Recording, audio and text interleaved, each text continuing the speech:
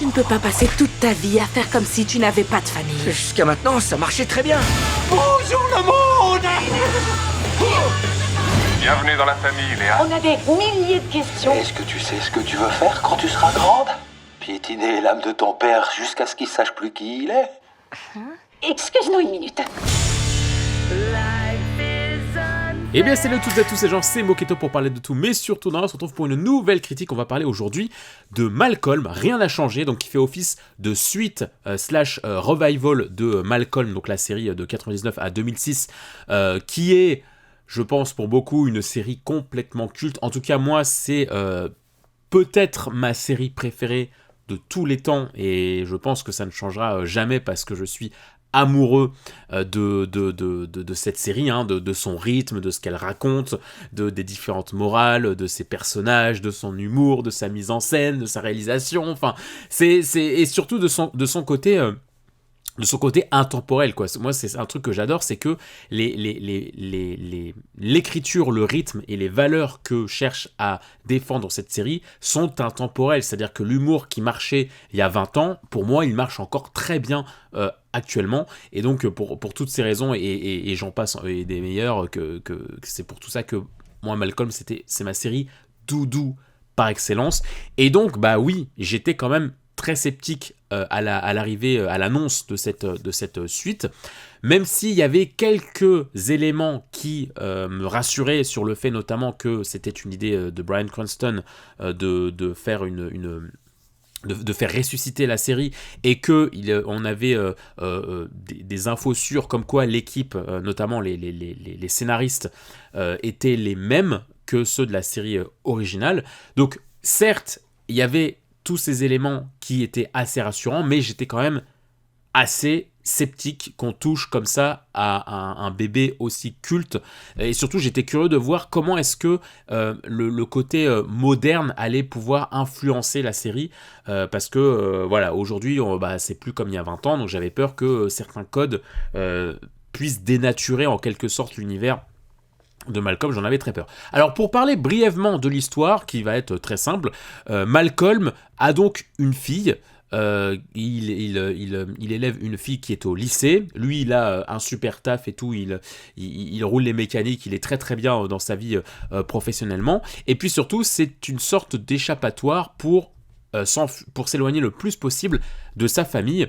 Mais lorsque Al et Lois vont exiger la présence de Malcolm à une fête organisée pour célébrer leur 40e anniversaire de mariage, Malcolm va essayer de tout faire pour fuir cet événement, mais les parents vont lui courir après. Ils comprennent pas, mais pourquoi est-ce qu'il nous fuit, pourquoi est-ce qu'il nous assume pas, etc. etc. Je vais pas rentrer plus dans les détails parce que dès la fin du premier épisode, il y a une petite surprise, on va dire narrative, donc je préfère pas rentrer dans les détails, mais voilà, en gros, c'est Malcolm qui essaye le plus possible de fuir sa famille maintenant qu'il est installé, qu'il a une famille à lui et qu'il a un taf qui lui convient. Il essaye le plus possible de ne pas retourner dans sa famille qui, pour lui, à ses yeux, est ce qui le fait ressortir de plus... Elle lui fait ressortir ce qu'il y a de plus mal en lui. Voilà. Alors, honnêtement, je suis agréablement surpris. Peut-être que c'est parce que je m'attendais à des choses terribles, peut-être parce que j'ai été très déçu par les nouvelles productions récentes d'Hollywood dès que ça touche à de la nostalgie, etc. Peut-être que c'est ça qui a joué, mais en tout cas, moi j'ai passé un plutôt bon moment devant ces 4 épisodes. Parce que oui, c'est un revival de 4 épisodes seulement, donc qui fait globalement la longueur d'un film. En fait, c'est une saison plus pensée comme un film que comme des épisodes. Et c'est là aussi où potentiellement ça va être aussi les défauts de la série. Déjà, premier point sur lequel j'ai envie de parler, c'est le nombre de personnages qui, en fait, sont à la fois une problématique et une solution. C'est-à-dire que là, on a quand même un casting assez important. Surtout que la série va nous faire le cadeau de faire revenir certains personnages. Je ne vais pas dire qui, ni comment, ni pourquoi, ni quand, mais il y a beaucoup de retours dans les 4 épisodes, ce qui était très cool, hein, ça m'a fait chaud au cœur de revoir certains comédiens, certains personnages. Alors oui, il y a certains retours qui sont un peu faciles, un peu gratuits, mais ça fait quand même très plaisir. Moi, ça m'a fait vraiment chaud au cœur.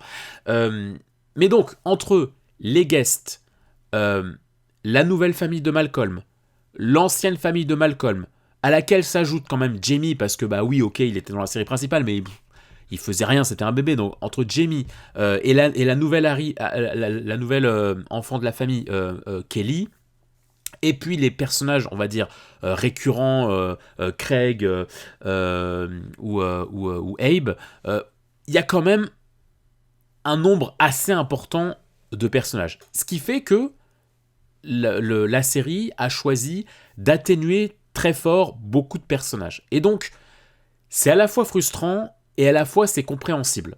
Je pense notamment au personnage de Jamie, de Dewey et un petit peu de Reese, même si il a quand même un rôle dans la série, mais il est quand même pas non plus extrêmement développé. Mais voilà, je pense à ces personnages-là qui sont présents dans la série, mais ils ne vont pas avoir un rôle crucial comme d'autres personnages. Ils vont pas avoir la même importance que Malcolm ou Francis ou Hal, où là clairement il y a beaucoup plus, ils ont beaucoup plus de matière. Disons que je le souligne parce que moi c'est un point que j'aimais beaucoup dans la série de base, c'est qu'il y avait un très très beau ping-pong entre chaque personnage. C'est-à-dire qu'il y avait beau y avoir pas mal de membres dans la famille, chaque épisode essayait quand même globalement de travailler de façon plus ou moins équitablement chaque enfant, ainsi que les parents, même Francis qui était loin, etc. Chaque épisode, tu voyais quand même une intrigue sur chacun. Là, ça va être beaucoup moins le cas. Mais, encore une fois, j'ai du mal à leur en vouloir, parce qu'on est sur juste 4 épisodes de 30 minutes, et il y a de nouveaux personnages qu'il faut introduire, qu'il faut développer, donc voilà, j'ai du mal à leur en vouloir à ce niveau-là. Surtout que ce qu'ils ont développé sur les personnages principaux, je trouve, est très très bien. Et c'est là où j'ai envie aussi de féliciter l'écriture de ce revival, et où tu sens que les gens qui sont derrière la caméra et la plume, tu sens qu'ils ont compris les personnages. Tu sens que ce sont les mêmes. C'est pas on a dénaturé les personnages, c'est pas ok on a donné des personnages iconiques à des gens qui les connaissent pas trop et qu'ils ont voulu ok on va les moderniser ou ils vont les transformer, etc. Non, là tu sens que oui, ce sont les vrais parents de tous ces personnages qui reprennent leurs enfants, parce que dans les développements et dans certaines vannes, ça fonctionne très bien. Je pense notamment au personnage de Francis, qui va se lancer dans une sorte de guéguerre avec Loïs, qui est très pertinente. Elle est complètement gamine, elle est complètement conne, sa raison de une fois de plus se mettre en guerre contre Loïs. Mais elle est très très très représentative du personnage. Il y a des épisodes qui sont littéralement quasiment sur la même ligne de dialogue, sur le même tracé narratif. Donc honnêtement, ça, je trouve que ça fonctionne très très bien. Pareil pour le personnage de Malcolm, qui je trouve... Alors, je pense que Malcolm, il va diviser un petit peu, parce que il est détestable. Il est vraiment détestable dans ce revival. Il a une attitude affreuse, mais en même temps, je suis désolé, il l'a souvent été dans la série de base. Et puis surtout, j'aime bien cette espèce d'ambiguïté entre il pense qu'en s'éloignant de sa famille, il va être quelqu'un de meilleur, et au final, pas vraiment. C'est limite ces côtés, ces pires côtés qui vont encore plus surgir, parce qu'il n'y a plus cette affinité, il n'y a plus cette complicité avec certains de ses frères, il n'y a plus ce côté confession ou intimidation avec sa mère, etc. Donc moi j'ai trouvé que le côté détestable de Malcolm, il reste quand même pertinent quand tu penses au personnage qu'il était avant et quand tu vois ce que veut essayer de te raconter la série. Moi j'ai trouvé que c'était pas si dérangeant que ça. Un point aussi sur le personnage de Kelly, donc la nouvelle enfant qui est donc Yel. Je disais là, etc. Mais c'est un personnage non binaire, effectivement. J'ai vu quelques critiques ici et là, notamment par rapport au personnage de Stevie, sur le oh voilà, ça y est, le wokisme, etc. Moi, ça m'a pas dérangé. Ça m'a pas dérangé parce que je trouve ça logique quand tu penses au contexte dans lequel ces personnages ont grandi. Je parle aussi bien de Stevie que de Kelly. Bah honnêtement, je trouve ça pas dérangeant, tu vois. Le fait que... en fait, tu te dis, quand bien même, quand Kelly a grandi, la plupart des enfants ont dû partir à leurs occupations, etc. Il y a quand même un héritage qui a dû être laissé, tu vois. Les parents, ils ont quand même dû s'attendre à tout et n'importe quoi, etc., etc. Donc honnêtement, je me dis, c'est compliqué comment dire, c'est compliqué de rester neutre par rapport à tout ça. Et donc, moi, ça m'a pas dérangé. Ça m'a pas dérangé, ce côté, on va leur donner une sexualité différente, surtout que la série de base déjà développé d'autres formes de sexualité, hein, voilà, l'épisode où Malcolm pense que Reese est gay et vice-versa, ou une des amies de Reese qui est lesbienne, qui se prend d'affection pour Loïs. Enfin, c'est pas comme si la série n'avait jamais proposé une ouverture à ce niveau-là. Donc moi, ça m'a pas dérangé le moins du monde, et surtout que j'ai trouvé ça pertinent. Je pense notamment au personnage de Kelly, parce que ça amène... Je trouve que déjà, elle assomme pas le public avec ce qu'elle est. Je trouve que son côté rébellion est largement justifié vu le contexte dans lequel elle est, encore une fois. Et encore une fois, je trouve que la façon dont sa sexualité est mise en avant vers la fin de la série est très touchante. Véritablement très très très touchante. Je pense que le personnage qui m'a le plus touché, une fois de plus, dans cette série, c'est Hal, qui est remarquable. Alors tous, ils ont un jeu phénoménal, mais Bryan Cranston, il a plus rien à prouver, hein. Je suis bien d'accord, là j'enfonce des portes ouvertes, mais honnêtement, encore une fois, il est royal. Il est royal, aussi bien dans le côté hilarant que dans le côté touchant. Ce que j'ai beaucoup aimé, c'est que ils ont réussi à lui donner une sorte d'hommage au personnage de Hal. Ils ont bien compris que Hal... Parce que dans la série de base, Hal, il est quand même un peu effacé, il est quand même un peu en toile de fond. Alors oui, il a un nombre incalculable de délires, il porte... Mais en fait, ce que je veux dire, c'est que dans la série de base, il porte la série sans vraiment la porter. C'est-à-dire que il est dans le fond, il fait partie du pilier, mais la narration ne va jamais véritablement faire de lui le personnage principal. Et c'est vrai que c'est dommage, parce que c'est un personnage tellement riche en valeurs humaines, en chaleur humaine, en générosité, en jeu d'acteur, en tout ce que tu veux, que c'est vrai que des fois c'était frustrant de ne pas le voir plus sur le devant de la scène d'un point de vue focalisation. Et là, ils ont réussi à faire une sorte d'hommage à ce personnage. Je vais pas rentrer dans le détail, mais moi ça m'a eu. J'ai eu des vrais frissons vers la fin de la série, quand il y a cette espèce de célébration autour de Hal. J'ai trouvé ça beau, parce que au-delà de la fiction, j'ai trouvé qu'il y avait le côté, nous qui écrivons la série, on est nous-mêmes fans de Bryan Cranston et on a envie de lui rendre honneur. On a envie de lui rendre honneur pour tout ce qu'il a apporté à la série, pour être devenu un personnage aussi culte et aussi riche de plein de façons que ce soit. Et donc je pense, je sais pas, hein, j'y étais pas, hein, mais je pense honnêtement que sur le plateau, ça devait être très émouvant pour Bryan Cranston, parce que là il s'est pris un véritable hommage, des véritables félicitations, et c'était c'était très beau, c'était très beau. Donc ouais, non, honnêtement, d'un point de vue écriture de personnage, il n'y a pas grand-chose qui m'a dérangé. Peut-être Dewey, éventuellement, où vous verrez qu'il a une direction qui n'est pas celle que j'aurais imaginée. Alors, il est encore dans son centre d'intérêt, il est dans ses centres d'intérêt comme dans la série d'avant. Mais ce qu'il est devenu, bon, ok, pourquoi pas. J'aurais pas misé sur ça, mais bon, pourquoi pas.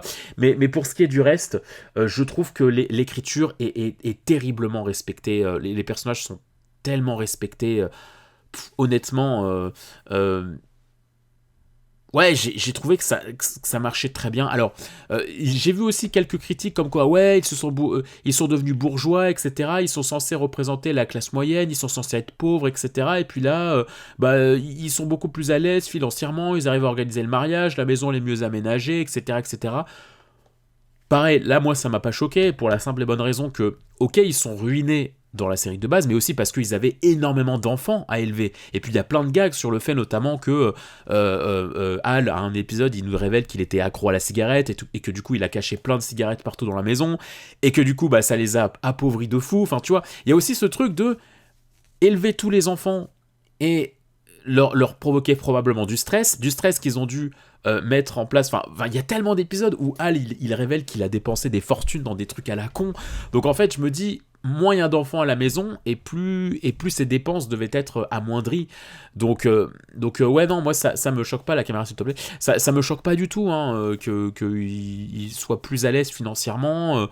Tu peux imaginer aussi que Malcolm a pu les aider un petit peu, pareillement pour Dewey, etc. Enfin, non, moi, ça m'a pas dérangé. Je trouve ça assez accurate. Et puis un petit mot aussi sur la fille de Malcolm, qui est très touchante. J'ai trouvé que son personnage était assez touchant parce que elle a les mêmes gimmicks que Malcolm. Elle a le même placement que Malcolm dans la série.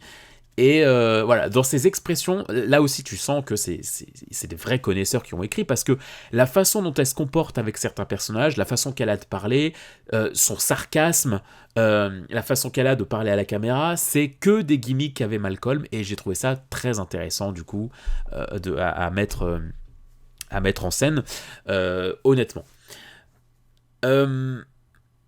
Maintenant, pour parler d'un point de vue plus technique réalisation, alors il y a peut-être moins d'ingéniosité que dans la série de base.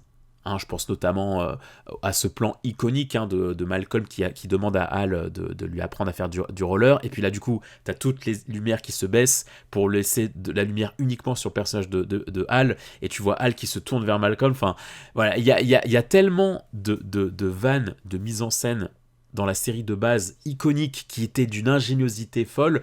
Là, oui, ok, il y en a beaucoup moins. Il y en a quand même, mais il y en a beaucoup moins. Mais ce n'est pas pour autant que la caméra ne va pas jouer avec la situation. Il y a des comiques de situation qui sont accentués par la caméra, qui fonctionnent bien. Il y a aussi le ping-pong dans les dialogues qui fonctionne aussi très très bien. Ça garde, je trouve, le même rythme effréné dans les dialogues, dans les interactions.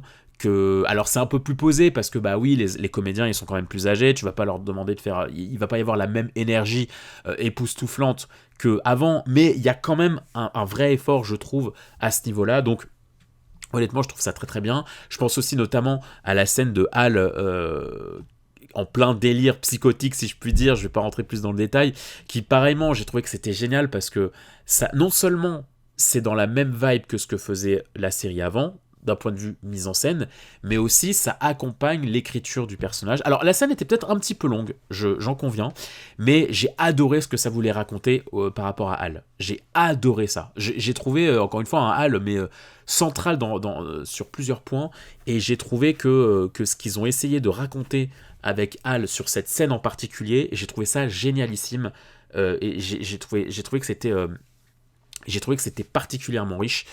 Donc voilà, d'un point de vue réalisation, je trouve que c'était pas trop plan-plan, c'était pas plat.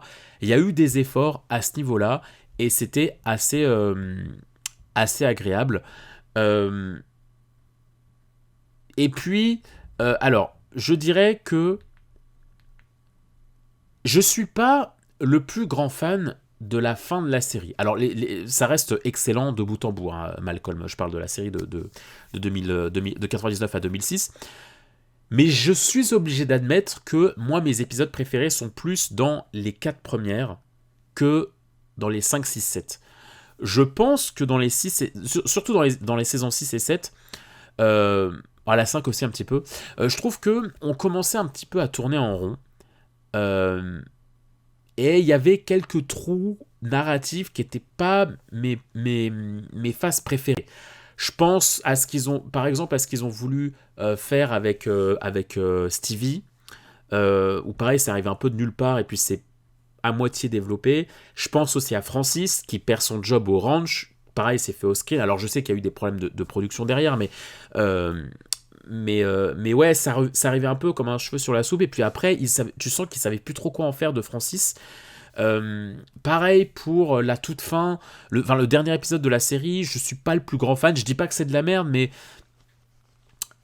voilà, le parfum sur lequel te laisse la série avec le dernier épisode, je trouve que ça laissait ça donnait pas forcément une vraie finalité. Enfin si, alors si, ça offre quand même une finalité, mais c'était pas ma finalité la plus recherchée.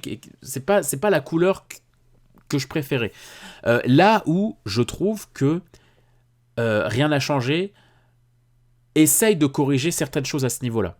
On va dire qu'il y a des arcs narratifs qui n'étaient pas forcément finis dans la série qui trouvent leur finalité ici. Et je trouve, à titre personnel, que le dernier épisode fait mieux office de fin de série que ce qu'a pu proposer le dernier épisode de la saison 7. En tout cas, je trouve. Quand je vois la note sur laquelle on essaie de nous laisser, quand je pense par exemple à un dialogue entre Malcolm et Lois, je suis obligé d'admettre que je préfère leur dialogue, leur interaction là, dans Rien n'a changé, que dans le dernier épisode de la saison 7, par exemple. Donc, ouais. Après, c'est affaire de goût, je peux complètement comprendre qu'on préfère la fin de la saison 7, mais moi, j'aime bien ce qu'a pu apporter ce revival, parce que ça me donne ça me donne mieux une impression de finalité, de ok, on va quelque part, ok, ça cherche à dire ça, etc. Voilà. Même si, encore une fois, je pense que le principal souci de la série, c'est qu'elle nous laisse peut-être un peu trop un sentiment, alors pas d'incomplet, mais on aurait voulu un peu plus. Parce que, Dewey, t'as envie d'en voir plus, Kelly, t'as envie d'en voir plus, la fille de Malcolm, t'as envie d'en voir un peu plus. Mais voilà, ouais, j'aime bien, même ne serait-ce que, en fait, ce que j'aime bien aussi dans ce que ça apporte, c'est un côté regard nouveau. J'aime bien le côté regard nouveau qu'apporte la fille de Malcolm, parce que elle découvre la famille. Alors j'allais dire en même temps que nous, non, mais elle découvre un peu Loïs, Al, Francis, etc. Et j'aime bien l'énergie que ça propose, parce que ça donne notamment une phase de dialogue très intéressante avec Pyama, qui lui explique un petit peu, voilà pourquoi la famille de ton père, elle est aussi particulière. À mon avis, ça vient de ça. Et s'il te plaît, ne tombe pas dans cette travers-là. Et j'aime bien ça aussi, le fait qu'on nous laisse sur une sorte de résolution sur comment ça se fait que cette famille, elle est aussi problématique. On le sait depuis un moment qu'elle est problématique, mais pour plein de raisons. Notamment, c'est qu'une question d'éducation, et c'est en ça aussi que j'adore la série, c'est quand tu vois l'éducation de Hal, où on a voulu le préserver de tout problème, et ce qui fait que du coup c'est devenu un père qui est complètement hors de contrôle et qui prend pas les choses en main. Quand tu vois l'éducation ultra sévère des parents de Loïs, qui fait que du coup c'est devenu une mère tyrannique. Enfin voilà, il y a plein de justifications à tout ça qui explique le pourquoi cette famille est aussi chaotique, mais j'aime bien le fait que cette saison 8, si je puis dire, apporte une sorte de résolution à comment on peut faire pour que ça puisse marcher, pour qu'il puisse y avoir des petits-enfants, et pas qu'ils puissent s'autodétruire génération par génération. Ça, j'aime bien. Ça, c'est une idée que j'aime bien. Parce que au final, la série de base ne nous donne pas de clé, quoi. C'est juste une famille chaotique et c'est tout, quoi. Un nouvel enfant, bonne chance à lui, parce que pour lui aussi ça va être compliqué. Et là, non, c'est une série qui va essayer d'apporter des clés, des solutions à comment faire pour ne pas tourner en rond et pour que la suite de la famille ne subisse pas tous ces travers. Voilà, j'ai trouvé ça très, très intéressant. Et puis, ce qui est aussi très cool, c'est que la série regorge de clins d'œil dans le fond, notamment au lycée, on voit la photo de certains personnages, des peluches dans le fond, des posters, certaines répliques, certaines situations, certains gags. C'est bourré de clins d'œil. Et ça, j'aime bien. C'est du fanservice qui fait plaisir, quoi. Genre, parce que c'est en fond, tu vois. C'est pas ramené forcément sur le devant de la scène, c'est en fond. Ça fait de mal à personne, tu remarques que si tu poses l'œil dessus, donc ça n'empiète pas sur le rythme, donc moi j'ai kiffé ce genre de fanservice. Mais enfin voilà c'est tout ce que j'avais à vous dire. Donc encore une fois, c'est pas parfait, ça aurait pu être mieux s'il y avait eu plus d'épisodes, mais je peux pas m'empêcher de reconnaître qu'on sent une sorte d'énergie dans ce revival. Moi, j'ai eu l'impression que le moindre comédien qui était là, qui revenait, j'ai eu l'impression qu'ils étaient heureux de revenir. Moi, j'ai ressenti ça dans l'énergie de leur jeu, de leur gag, la façon dont vraiment ils se donnent à fond. J'ai eu que des vibes positives. J'ai eu une impression on essaye de bien faire, on essaye de rien trahir, on essaye juste d'ajouter un chapitre supplémentaire qui pourrait clore certaines choses. Mais après, vous en faites ce que vous voulez, vous prenez pas. Mais moi, j'ai pas eu l'impression d'une réécriture, de choses trop déplacées qui sortaient de la série. J'ai pas eu l'impression de ah non, ça fait pas du tout Malcolm. J'ai pas eu cette impression-là. J'ai eu vraiment l'impression d'un beau cadeau pour les fans. Et voilà. Donc honnêtement, agréablement surpris. Je peux comprendre qu'il y ait des points sur lesquels on n'adhère pas, mais je trouve que sur le principal, sur le noyau, c'est respecté. C'est respecté, donc je m'y attendais pas, mais je suis quand même content que ces 4 épisodes aient vu le jour. Voilà, c'est tout ce que j'avais à vous dire pour ce revival. J'espère que ma critique vous aura plu. N'hésitez pas à mettre un petit pouce en l'air, allez visiter les différents contenus de ma chaîne et allez visiter les différents contenus de la Moquette TV pour voir si d'autres contenus pop culture pourraient vous plaire. Prenez soin de vous les gens et à très vite. Ciao.